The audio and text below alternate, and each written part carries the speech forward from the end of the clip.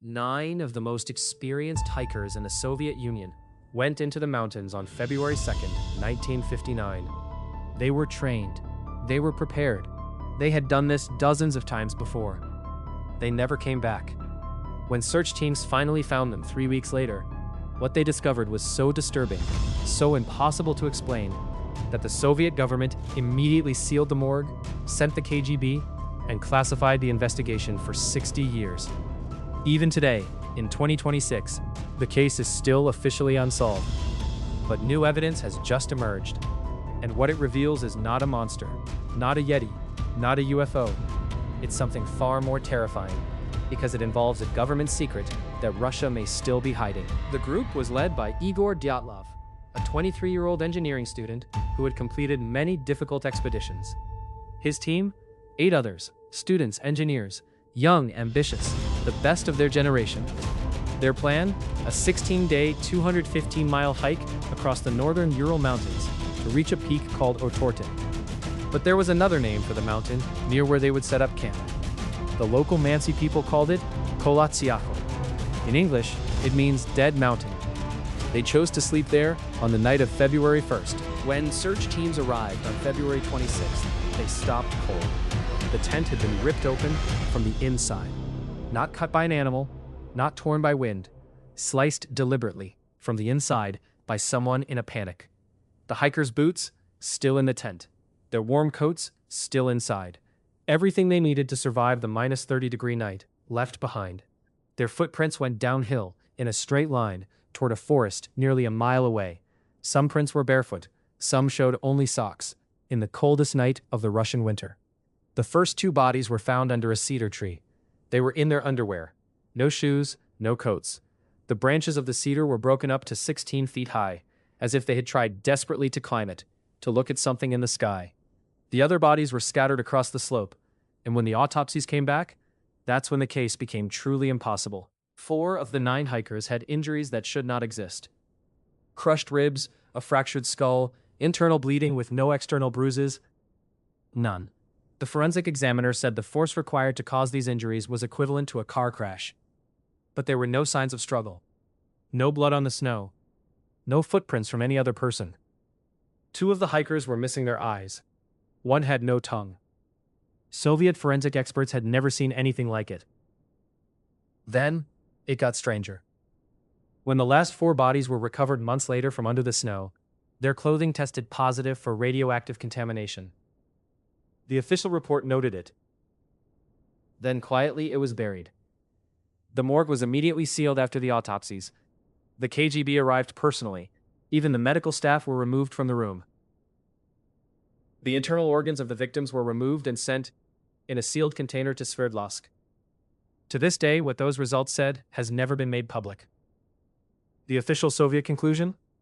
Death by exposure to a compelling natural force. For 6 decades, the world tried to explain what happened at Dyatlov Pass. The theories ranged from terrifying to bizarre. A Yeti attack, a secret KGB assassination, infrasound from the mountains causing mass panic, military weapons testing, UFOs, a romantic dispute that turned violent. In 2019, Russia officially reopened the case. Their conclusion, a slab avalanche. The group fled the tent, got lost in the blizzard, and froze. But researchers were furious. Vladislav Karelin, one of the original 1959 rescue searchers, rejected it immediately. He was there. He remembered clearly. Stones were sticking out of the snow. There was not enough snow for any avalanche. He spent years investigating this. He is still investigating it today. Then, in 2026, something changed. In March 2026, new research confirmed a theory that Russian independent investigators had been building for years. One that the avalanche narrative was specifically designed to suppress.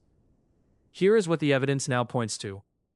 On the night of February 1st to 2nd, 1959, the Soviet military launched rockets from a classified base called Polarny, located between Salakard and Vorkuta. In January and February of that year alone, 6 rocket launches were conducted from this base. The missiles used R-12 ballistic rockets, liquid-fueled. Researcher Vadim Skabinsky, who spent years analyzing declassified Soviet documents, found something chilling. R-12 rockets used nitric acid as a propellant oxidizer, a highly corrosive, colorless gas. If a rocket malfunctioned or failed mid-flight, it would automatically release its propellant, all of it. According to his calculations, 10 to 15 tons of nitric acid released into the cold night sky above the Ural Mountains. Nitric acid dispersed as a fine fog is invisible. You cannot smell it until it is already inside your lungs. It causes instant confusion, burning pain, and extreme panic. It causes hallucinations. It destroys internal tissue without leaving marks on the skin. If that fog drifted down onto the hiker's tent as they slept, it would explain what no other theory has ever explained. Why 9 experienced, calm, professional hikers burst out of their tent in minus 30-degree temperatures, in their socks, and never went back in. They weren't escaping a monster. They were already dying. Here is what makes this theory unlike all the others before it.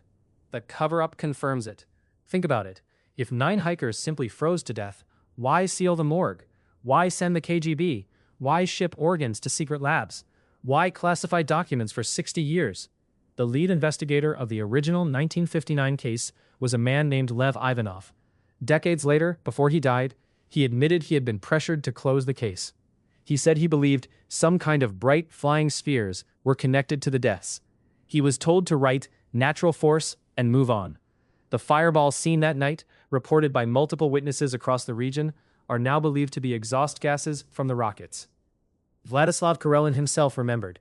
An unidentified object flew from south to north, then changed direction and flew east to west. Only a winged, unidentified object could change trajectory like that. A rocket, not a UFO, a Soviet rocket, twisting and failing in the sky. And the snow around their tent, it melted in specific spots, nowhere else nearby. Not a weather pattern, a localized, man-made heat event.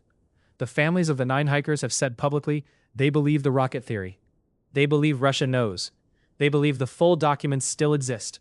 They believe their children were killed by their own government's experiment, and that the government covered it up to protect the rocket program. There was a major rocket accident at Baikonur in 1960, 1 year later, that killed over 100 people. Russia suppressed that too, for decades. A pattern, a deliberate, systematic silence. Even with this new theory, questions remain. Where are the documents from the rocket tests that night? Russia has never released them. Researchers say they exist. What did the lab results from the organs say? We still don't know. Why were 2 of the hikers missing their eyes and tongue? Nitric acid could explain internal damage, but the removal of external organs points to something that happened after death. Animals, or something else? And perhaps the most haunting question of all, the hikers had cameras with them. When their film was developed, several frames showed blurry orange lights in the sky. What were they photographing in their final hours? The photos exist. The Soviet government has them. They have never been released. Igor Dyatlov was 23 years old. He had his whole life ahead of him. So did the 8 people who trusted him and followed him into those mountains.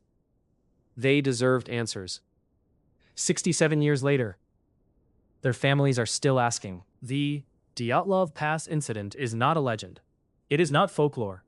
9 real people died on that mountain, and for 67 years, their government chose a lie over the truth.